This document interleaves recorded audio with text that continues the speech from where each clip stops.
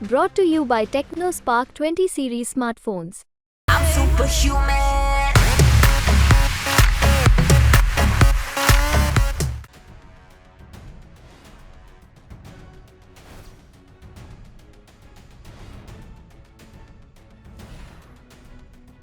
नमस्कार, बिहार तक देख रहे हैं आप और आपके साथ मैं हूं आशीष अभिनव। रोहिणी आचार्य सारण लोकसभा सीट से इस बार आरजेडी की उम्मीदवार हो सकती हैं, ये करीब करीब तय हो गया।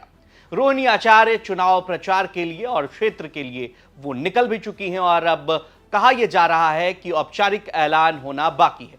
रोहिणी आचार्य चुनावी एंट्री तो कर रही हैं, लेकिन इसको लेकर एनडीए के नेताओं का रिएक्शन अब लगातार सामने आ रहा है।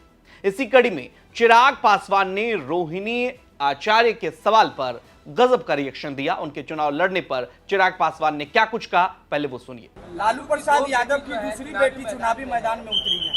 आज रोहिणी आचार्य अच्छी बात है, शुरुआत भी कर रही है, कह रही है राजीव प्रताप के रूढ़ी के रास्ते में रोड़ा बन के ही रहूंगी। जनता उससे पहले भी उनके परिवार के कई सदस्यों ने रूढ़ी जी को हराने का प्रयास किया था। मुझे लगता है प्रधानमंत्री जी के नेतृत्व में जिस तरीके से एनडीए गठबंधन मजबूती से आगे बढ़ा, जहां एक तरफ हम लोग नामांकन और तमाम तरीके की चुनावी प्रचार हम लोग शुरू कर चुके हैं, 4 तारीख को प्रधानमंत्री औपचारिक तौर पर चुनाव प्रचार की शुरुआत कर देंगे, तो वहीं महागठबंधन के भीतर सीटों को लेकर, प्रत्याशियों को लेकर तमाम विवाद अभी भी बरकरार हैं। ये दर्शाता है कि वो गठबंधन कितना असहज है। ऐसे में ये संदेश बिहार की जनता तक पहुंच रहा है कि एनडीए एक तरफ जहां मजबूती से चुनाव प्रचार में जुट गया है, तो वहीं अभी तक सीट प्रत्याशी के विवाद में ही महागठबंधन, इंडी अलायंस जो भी बोले वो उलझा हुआ है। 400 पार की बात कर रहे हैं आप, 400 पार की बात कर रहे हैं, लेकिन कहा जा रहा है कि मैच फिक्स ऑलरेडी हो चुका है। 400 पार एनडीए गठबंधन करेगा, ये विश्वास मोदी की गारंटी से आता है। बिहार में 40 की 40 सीटें हम लोग जीतेंगे। आपको बता दें कि रोहिणी आचार्य की पॉलिटिकल एंट्री को लेकर तमाम तरह की चर्चाएं पहले से भी थी और कहा यह जा रहा था कि जिस दिन लालू प्रसाद ने मंच से रोहिणी आचार्य का जिक्र किया था, रोहिणी आचार्य, अपने दर्शकों को हम यह भी बता दें कि लालू प्रसाद की वो बेटी हैं जिन्होंने लालू प्रसाद को किडनी डोनेट किया और कई मौके पर रोहिणी आचार्य सोशल मीडिया पर काफी एक्टिव भी रहती हैं और सरकार से सीधा सीधा सवाल करती रहती हैं।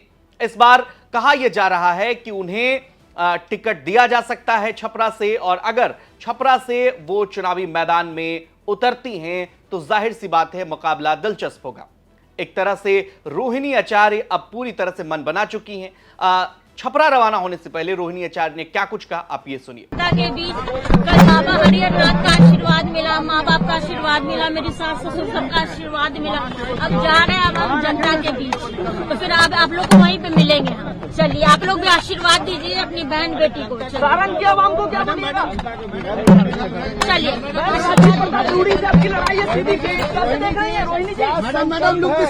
सब वहाँ पे चलिए, सब वहाँ बात होगा, रोड शो की सारी बात होगी आप लोग से, आप लोग आशीर्वाद। लालू परिवार में पॉलिटिकल एंट्री को लेकर लगातार सवाल उठते रहे हैं, परिवारवाद को लेकर और तमाम तरह के सवाल उठते रहे हैं, लेकिन अब राजीव प्रताप रूडी को रोहिणी आचार्य किस तरह से चुनौती दे पाती हैं, ये देखना दिलचस्प होगा, क्योंकि यहां अब ये मुकाबला बिल्कुल दिलचस्प होने जा रहा है। हॉट सीट बन चुका है छपरा और अब रोहिणी आचार्य के नाम पर औपचारिक ऐलान कब होता है, ये देखना दिलचस्प होगा। पटना से शुभम निराला की रिपोर्ट आप देख रहे थे। तमाम खबरों के लिए आप देखते रहिए बिहार तक। नमस्कार।